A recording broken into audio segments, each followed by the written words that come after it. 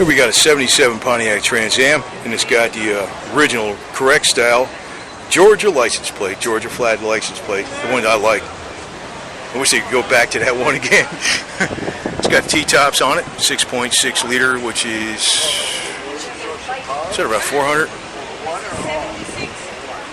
think that's a 400. So you'll have a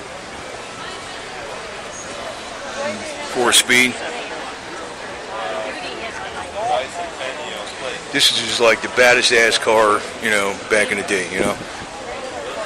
Look at the instrument panel, instrument cluster, and all that kind of garbage. And you know, back in '77, they were really killing the muscle cars, and Pontiac they really kept the muscle car alive in '77 when everything else was really going to crap when they came out with this thing. Pontiac really, and it's amazing they ain't making Pontiacs no more. I mean, I don't know why. I heard the Aztec killed the Pontiac more than anything. They should just kept making Trans Ams or something.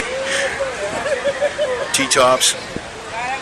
You know, why can't they just make cars like when they come up with a winning formula, like a Trans Am or a 68 Plymouth or a 70 Barracuda or something like that, or AMX, you know, American Motors AMX.